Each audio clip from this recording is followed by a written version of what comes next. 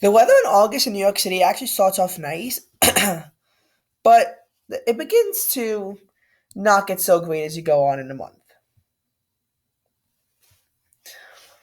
First of all, this 93.75 day over there, that day was the warmest day here because here did not get quite so miserable on the 30th at least, but I have to check, and I'm going to check it in an off video because I don't want to dox my location even though I did it by accident.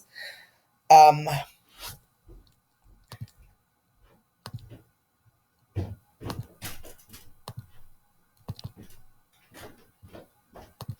that day, I believe, in New York City's highest dew point, although Dark Sky is not agreeing with me.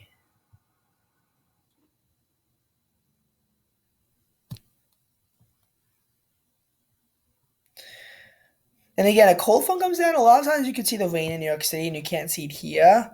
Now August actually began mild, with August 2nd having a low of 63, and August 1st having a high of 77. That's pretty good. The thing is, though, is that it wouldn't get any colder throughout the entire month.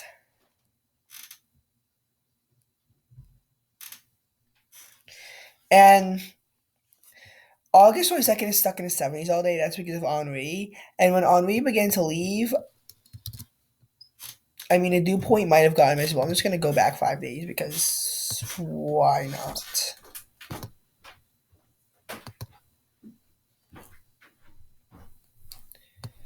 So as Henri begins to part, the weather begins to warm back up into the 80s. I guess the dew point wasn't quite as bad here. You can see the temperatures are being kind of constrained when Henri comes in.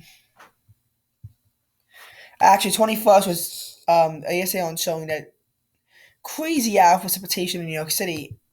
It broke a record. That'll be broken on September 1st. That's when you can begin to see the impacts of Ida begin to come in. And it's dumped so much rain, but it's not really affecting the temperature the same way because you aren't really seeing it being held. On December 1st, the high is 78, the low is 63. It's not really it being constrained so much as you would expect. And the cold front impacts, I mean, they don't really show as much. They're not like really flashing their colors the same way that you might expect. So hence why, even though the Ida did strike, it's hard to see this on just the temperature map. Sometimes with the cold front, you can see it on a temperature map, but not this time.